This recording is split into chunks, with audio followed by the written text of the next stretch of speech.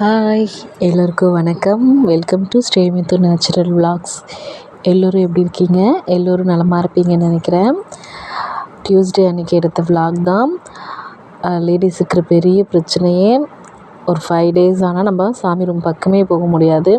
அந்த மாதிரி தான் அது கழிச்சு டியூஸ்டே மார்னிங் தான் வீட்டில் எல்லாமே நீட் பண்ண ஆரம்பித்தேன். ஸோ ஈவினிங் தான் பூஜை பண்ணியிருந்தேன் வீட்டில். டியூஸ்டேங்கிறதுனால வெத்தலை தீபமும் கூட போட வேண்டியது இருந்துச்சு இல்லைங்களா. அது 6 மணிக்கே சாமி கும்பிட்டுட்டு 8 to 9 அந்த டைமில் மட்டும் வெத்தலை தீபம் போட்டு என்னோடய வேண்டுதலை நிறைவேற்றியாச்சு. இது பூ பார்த்திங்க அப்படின்னா அம்மா ஊர்லேருந்து கொடுத்துட்ருந்தாங்க. ஹஸ்பண்ட் ஊருக்கு போயிட்டு வந்திருந்தார். அவ்வளோ சூப்பராக இருந்துச்சு, ஃப்ரெஷ்ஷாக இருந்துச்சு. நமக்காக ஸ்பெஷலாக கொடுத்துட்ருந்தாங்கன்னு தான் சொல்லணும். ரோஸுமே கொடுத்துருந்தாங்க. எல்லாமே ரொம்ப ஃப்ரெஷ்ஷாகவும் அவ்வளோ சூப்பராக இருந்துச்சு. பூ பார்த்தாலே இப்போலாம் எனக்கு வச்சுக்கணுன்ற அந்த ஆசையே வரமாட்டேங்குது. சாமி படங்களுக்கு வச்சு அது கண்குளிர நமக்கு பார்க்கும்போது அது நமக்கு ஒரு மனதுக்கு திருப்தியாக இருக்குதுன்னு தான் சொல்லணும். சாமி படங்களுக்கு எல்லாமே பூ எல்லாமே போட்டு முடிச்சிட்டேன். அதுக்கு முன்னாடியே பார்த்திங்க அப்படின்னா எல்லாமே நீட் பண்ணி வச்சுருந்தேன். அதுக்கெலாம் வீடியோ எடுக்க முடியல. பூஜை பாத்திரம் க்ளீன் பண்ணும்போதெல்லாம் ஒர்க்கு அதிகமாக இருந்துச்சு. வீடு க்ளீன் பண்ணுறது, நீட்டு துடைக்கிறது, மாப் போட்டு எல்லாமே நீட் பண்ணி வச்சுட்டு ஃப்ரெஷ் ஆகிட்டு சுவாமி எல்லாமே வாஷ் பண்ணி வச்சுட்டு பொட்டு வச்சு எடுத்து வச்சுட்டு ஃபுல்லாக பூஜை அறை ஃபுல்லாக துடைச்சி முடிச்சுட்டு அதுக்கப்புறம் இந்த மாதிரி நீட் பண்ணி ஃபைனலாக தான் வீடியோ எடுக்க முடிஞ்சிச்சு. எல்லாருக்குமே எண்ணெய்லாம் ஊற்றி திரி எல்லாமே போட்டு வச்சாச்சு ரெடியாக. அதுக்கப்புறமா பார்த்திங்க அப்படின்னா அதுக்கே எனக்கு 4 மணி ஆயிடுச்சு. பூ எல்லாத்தையுமே கட் பண்ணி கொஞ்சம் கொஞ்சமாக விளக்குக்கெலாம் வைக்கிறதுக்காக ரெடி பண்ணிகிட்ருந்தேன். இந்த ரோஸ்மே பார்த்திங்க அப்படின்னா பிங்க் கலர் ரோஸு, அராபிக் பன்னீர் ரோஸ் நம்ம வீட்டு செடியிலே பூத்திருக்கு. அராபிக் பன்னீர் ரோஸ் என்னால் நம்பவே முடியல. நான் ஜஸ்ட் 100 rupeesக்கு தான் ஆன்லைனில் பர்ச்சேஸ் பண்ணி வாங்கி வச்சுருந்தேன். அவ்வளோ சூப்பராங்க. ஒரு பிரான்ச் வந்திருக்கு அப்படின்னா அதிலே 4-5 பூ மொட்டு விடுது. ரொம்ப சூப்பராக இருக்குது. பன்னீர் ரோஸ்லேயே இந்த அராபிக் பன்னீர் ரோஸ் ரொம்ப சூப்பராக இருக்குது. ஃப்ராக்ரன்ஸ் இன்னும் சூப்பர். அப்படியே ஸ்மெல் அவ்வளோ சூப்பராக இருக்குது. இதை நம்ம சாப்பிடவுமே செய்யலாம். எனக்கு ரொம்ப ரொம்ப பிடிச்சிருக்கு. அராபிக் பன்னீர் ரோஸ் யாராச்சும் வேணும்னு நினச்சிங்க அப்படின்னா கண்டிப்பாக தினமுமே பூக்கள் கொடுத்துட்டே இருக்குங்க. அதை ட்ரை பண்ணி பாருங்கள். அதுக்கப்புறம் இந்த மாதிரி நம்ம விளக்குகளுக்கெல்லாம் நம்ம மல்லிகைப்பூவோ இல்லை முல்லைப்பூவோ வைக்கும்போது இன்னுமே அழகாக இருப்பாங்க. குத்து விளக்குக்கெலாம் இந்த மாதிரி வச்சு பாருங்கள், ரொம்ப சூப்பராக இருக்கும். அப்புறம் முருகரை பற்றி பேசலாமா? அவரை பற்றி பேசுகிறதுக்கு என்னங்க அவ்வளோ இருக்குது, பேசிக்கிட்டே போகலாம். அவரை நம்ம வழிபட ஆரம்பித்தோம் அப்படின்னாலே நிறைய சோதிப்பார். என்னையுமே சோதிச்சிட்ருக்காருன்னு தான் சொல்லணும். இருந்தாலுமே நான் விடாமல் தான் என்னால் முடிஞ்ச அளவுக்கு போட்டுட்ருக்கேன். மாதத்தில் 4 செவ்வாய்க்கிழமை தான் நம்ம வெற்றிலை தீபம் போடுவோம். அதில் ஒரு செவ்வாய்க்கிழமை எப்படியாச்சும் இந்த மாதிரி பீரியட்ஸ் டைம் அந்த மாதிரி ஆகிடுது. ஒரு டைமில் முடியாமலேயும் போய்டும். அந்த டைமில் எப்படியாச்சும் நான் போட்டு முடிச்சிடுவேன். இன்றைக்குமே எனக்கு அப்படி தான் இருக்குது. இருந்தாலுமே எப்படியாச்சும் போட்டுடணும். மார்னிங்கும் போட முடியல, மதியமும் போட முடியல. ஸோ ஈவினிங் தான் போடணும்னு சொல்லிட்டு எல்லாமே ரெடி பண்ணி வச்சிட்ருக்கேன். நிறைய தடைகள் வருங்க. எவ்வளோ தடை வந்தாலும் நீ என் கூட நீ இருந்தே ஆகணும்ப்பா, நான் செய்வேன், என்னால் முடியுதோ முடியலையோ நான் கண்டிப்பாக செய்வேன்னு நினச்சி அவருக்கு நீங்கள் பூஜை பண்ணிட்டு வந்தீங்க அப்படின்னா கண்டிப்பாக அதை அவர் நிறைவேற்றி கொடுப்பாரு. அவர் நம்மளை கைவிடவே மாட்டார். உன் காலை நான் பிடிச்சிட்டேன், நான் போகவே மாட்டேன், நீ தான் இனிமேல் எனக்கு துணை, நான் எனக்கு இதை செய் அதை செய் நான் கேட்கல, நீ என் கூடவே இருப்பா அப்படின்னு சொன்னோம் அப்படின்னாலே அவர் நம்ம கூடவே இருப்பார். அப்புறம் நிறைய பாராயணம் இருக்குது அவரோட புக்ஸ் பாடல்கள் அதில் நம்ம வேல்மாறல் ஸ்பெசிஃபிக்காக சொல்லலாம். வேல்மாறல் தான் இன்றைக்கி லாஸ்ட்டாக வெற்றிலை தீபம் போட்டு முடிச்சுட்டு அப்படியே 1/2 hour உட்காந்துட்டு வேல்மாறல் படித்து முடிச்சுட்டு தான் எழுந்து வந்தேன். அதில் அவ்வளோ ஒரு மன திருப்திங்க. நீங்கள் வேல்மாறலை ஃபஸ்ட்டு ஸ்டார்டிங் படிக்கும்போது தான் நமக்கு கஷ்டமாக இருக்கும். அதே மாதிரி வேல்மாறல் முழுசும் நம்ம படித்து முடிச்சுட்டு எழுந்திரிக்கவே முடியாது. நடுவில் நிறைய தடங்கள் வரும். அதையும் மீறி நம்ம படித்து முடித்தோம் அப்படின்னா நம்ம மனசில் ஒரு நம்பிக்கை வரும், திருப்தி வரும். முருகர் நம்ம கூட தான் இருக்கிறாருங்கிற அந்த ஒரு கண்டிப்பாக ஒரு தைரியம் கிடைக்கும். நானுமே அப்படி தான் சுவாமி முன்னாடி உட்காந்துட்டு வேல்மாறலாம் படிச்சுட்டு இருந்தேன். என்னமோ தெரில, எனக்கு அப்படியே கண்ணெல்லாம் கலங்கிடுச்சு. முருகர் முகத்தை பார்த்துக்கிட்டே இருக்கணும்னு தோணுச்சு. அதில் வர லைன்ஸ் எல்லாம் இருக்குது பாருங்கள், அவ்வளோ சூப்பராக இருக்கும். அதோட அர்த்தம் தெரிஞ்சு படிச்சிங்க அப்படின்னா இன்னுமே நல்லது.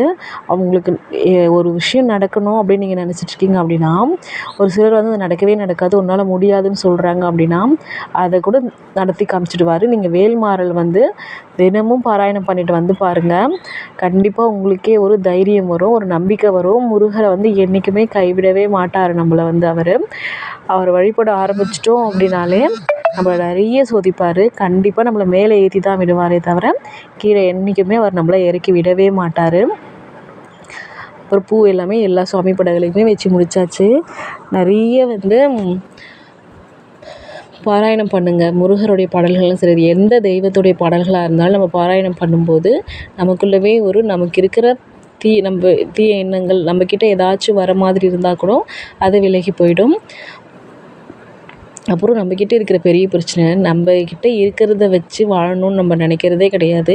நம்மளை விட எக்ஸ்ட்ரா கிடைக்கும், நம்மளை விட பெரிய ஆளுங்களை பார்த்து தான் நம்ம எப்போவுமே வந்து கம்பேர் பண்ணுவோம். நம்ம கீழே இருக்கிறவங்கள பார்த்து நம்ம என்றைக்கும் கம்பேர் பண்ணதே கிடையாது. ஏன்னா வந்து அவங்கள பார்த்து வந்து நம்மக்கிட்ட இருக்கிறதே போதும், அது கூட அவங்கக்கிட்ட இல்லையே நம்ம யோசிக்க மாட்டோம். அதுவே நமக்கு மேலே இருக்கிறவங்கள பார்த்து அது வாங்கினா நமக்கு நல்லாயிருக்கும், அது நம்மக்கிட்ட இருந்தால் நல்லாயிருக்கும், அந்த பொருள் நம்மக்கிட்ட இருந்தால் நல்லாயிருக்கும், அப்படி தான் நம்ம யோசிக்கிறோமே தவிர எப்போவுமே வந்து நம்மக்கிட்ட இருக்கிறது போதும்.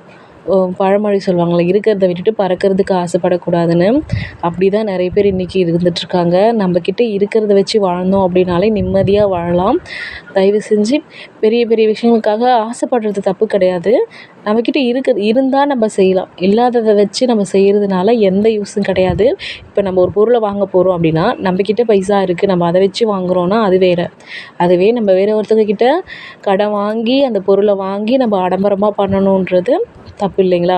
இப்போலாம் பர்த்டே கொண்டாடுறேன்னு சொல்லிட்டு குழந்தைங்களுக்கோ இல்லை யாருக்கோ ஒரு பர்த்டேன்னு ஒரு ஃபங்க்ஷன் கொண்டாட போகிறாங்க. அது நம்மக்கிட்ட வந்து எக்ஸ்ட்ரா அமௌண்ட் இருக்குது, நம்ம அதை வச்சு தான் நம்ம கொண்டாட போகிறோம் அப்படின்னா அது பிரச்சனை கிடையாது. அதுவே கௌரவத்துக்காக மரியாதைக்காக மற்றவங்க பண்ணுறாங்கிறதுக்காக என்ன பண்ணுறோம், அமௌண்ட் வாங்கி ஒரு கடன் வாங்கி தான் நம்ம என்ன பண்ணுறோம், அந்த ஃபங்க்ஷனே நடத்துகிறோம். அந்த ஃபங்க்ஷனில் நமக்கு அமௌண்ட் வந்தாலுமே அந்த கடனை ஈக்குவல் பண்ணாது. அந்த மாதிரி எதுக்காக பண்ணணும்? நம்மக்கிட்ட இருக்கிற பொருளை வச்சு நம்ம நிம்மதியாக இருந்தாலே போதும்.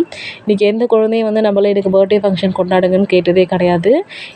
என் குழந்தைங்களுக்குமே சரி, நாங்கள் கடன் வாங்கிலாம் இது வரைக்கும் கொண்டாடினதே கிடையாது. எங்களுக்கு தெரியும் எங்களோட சக்தி என்னன்னு சொல்லிட்டு. குழந்தைக்கு வந்து நாங்கள் ஏதாவது வாங்கி கொடுப்போமே தவிர பெரிய அளவு இது வரைக்கும் நாங்கள் பார்ட்டிலாம் வச்சதே கிடையாது. எங்களுக்கு 2 பாப்பா இருக்காங்க. 2 பாப்பாவுக்குமே வந்து பர்த்டே நாங்கள் இருக்கிற வாடகை வீட்டிலேயே தான் உள்ளவே தான் கொண்டாடியிருக்கோம். யாரையும் அதிகமாக கூப்பிட்டதெல்லாம் கூட கிடையாது. ஒரு சிலர் நினைப்பாங்க இப்போ அமௌண்ட்டு செலவாயிடும்னு சொல்லிட்டு. ஆமாம், அது உண்மை தான், இல்லைன்னு சொல்லலை. எங்களால் முடிஞ்சது யாருக்கோ ஒருத்தருக்கு நாங்கள் ஹெல்ப் பண்ணிட்டு தான் இருக்கோம். கோவிலுக்கு போயிட்டு வரதோ, அங்கே போயிட்டு யாருக்கோ ஒருத்தருக்கு சாப்பாடு வாங்கி கொடுக்குறதோ, ஏதோ எங்களால் முடிஞ்சதை நாங்கள் செய்கிறோம், அவ்வளோதான். இதே மாதிரி தான் நீங்களுமே வந்து உங்கள்கிட்ட என்ன இருக்கோ அதை வச்சு வாழ கற்றுக்கோங்க. மற்றவங்கள பார்த்து நம்ம பொறாமைப்படுறதுலையோ ஆசைப்படுறதுலையோ எந்த பிரயோஜனமும் கிடையாது. நம்மக்கிட்ட எக்ஸ்ட்ரா இருக்குது அப்படின்னா அதை வச்சு நம்ம வாங்கலாம், இல்லையா அதுக்கு தகுந்த மாதிரி நம்ம உழைச்சி அந்த காசில் நம்ம வாங்கலாம். சக்திக்கு மீறிலாம் எதுவுமே நம்ம பண்ணணும்னு ஆசைப்படவே கூடாது. நம்மக்கிட்ட இருக்கிறதே ஓகே. நம்மளை விட கீழே இருக்கிறவங்க நிறைய பேர் வந்து இன்றைக்கி கஷ்டப்பட்டுட்ருக்காங்க. ஒரு வேளை சாப்பாடு இல்லாமல் இருக்காங்க, நல்ல துணிமணி இல்லாமல் இருக்காங்க, இருக்கிறதுக்கு ஒரு நல்ல இடம் இல்லாமல் இருக்காங்க. ஆனால் அந்த கடவுள் நமக்கு எல்லாமே கொடுத்துருக்காரு. அதனால் நம்மக்கிட்ட இருக்கிறத வச்சு நம்ம எப்படி வாழணுன்னு தான் நம்ம பார்க்கணும். சிக்கனமாக இருக்கணும். முக்கியமாக பெண்கள் தான் சிக்கனமாக இருக்கணும். நான் அன்றைக்கி இதுக்கு முன்னாடியே ஒரு வீடியோவில் சொல்லியிருக்கேன். ஆடம்பரமாக இருக்கிறது வேறு, நமக்கு வீட்டுக்கு தேவையான பொருட்களை வாங்குறது வேறு. நானுமே ஒரு சில பொருட்கள் வாங்கிட்டு தான் இருக்கேன். அது எனக்கு தேவைப்படுது. இப்போ நான் வீடியோ போட்டுட்ருக்கேன். எனக்கு அது தேவைப்படுறதுனால தான் நான் வாங்குகிறேன். எனக்கு தேவையில்லாமல் பொருளெல்லாம் நான் மோஸ்ட்லி வாங்க மாட்டேன். அதே மாதிரி உங்களுக்கும் தேவையான பொருட்களாக இருந்தால் வாங்குங்க. இல்லைனா வந்து மற்றவங்க சொல்கிறாங்க, அவங்கள பார்த்து நம்ம வாங்குகிறோம், அவங்கள மாதிரியே நம்மளும் இருக்கணும் அப்படிலாம் நம்ம யோசித்தோம் அப்படின்னா அவங்க முன்னாடி போயிட்டே இருப்பாங்க, நம்ம பின்னாடி தான் போகணும். நம்ம சக்தியால் என்ன முடியுதோ, நம்மக்கிட்ட என்ன இருக்கோ அதை வச்சு தான் நம்ம எப்போவுமே என்ன பண்ணணும்னா இருக்கிறத வச்சு மேனேஜ் பண்ண கற்றுக்கோங்க. அப்புறம் ஈவினிங் வெற்றிலை தீபமே போட்டு என்னோடய வெற்றிலை தீபத்தை வந்து அன்றைக்கி நல்லபடியாக போட்டு முடித்தாச்சு. நான் டியூஸ்டே மோஸ்ட்லி வந்து என்னோடய வெற்றிலை தீபத்தை விடாமல் போட்டுட்டு தான் இருக்கேன். நீங்களுமே இந்த மாதிரி எல்லாத்தையும் செஞ்சு தான் நீங்கள் இந்த மாதிரி விளக்கை வாங்கி தான் நீங்கள் செய்யணும்லாம் அவசியம் கிடையாது. ஒரு அகல் விளக்கு, மண் விளக்கு இருக்குன்னா கூட போதும், அதை வச்சு நீங்கள் ஒரு விளக்கு ஏற்றினாலும் போதும். சுற்றி வந்து நீங்கள் 6 தீபம் வச்சுக்கனாலும் சரி, இல்லை ஒரு தீபம் வச்சு ஏற்றினாலும் சரி, ஒரு முருகர் படமோ இல்லை ஏதோ விக்கிரமோ வச்சுருக்கீங்க அப்படின்னா அதுக்கு முன்னாடி வச்சு நம்ம என்ன பண்ணலாம், விளக்கு ஏற்றிக்கலாம். அப்புறம் இதே மாதிரி வேல்மாறாயிலும் பாராயணம் பண்ணுங்கள். நானுமே என்னோடய வேண்டுதலை இன்றைக்கி நல்லபடியாக நிறைவேற்றியாச்சு. என்னோடய வெற்றி தீபமும் நல்லபடியாக முடிஞ்சிச்சு. இந்த பதிவு உங்களுக்கு பிடிச்சிருந்தா சப்ஸ்கிரைப் பண்ணிக்கோங்க.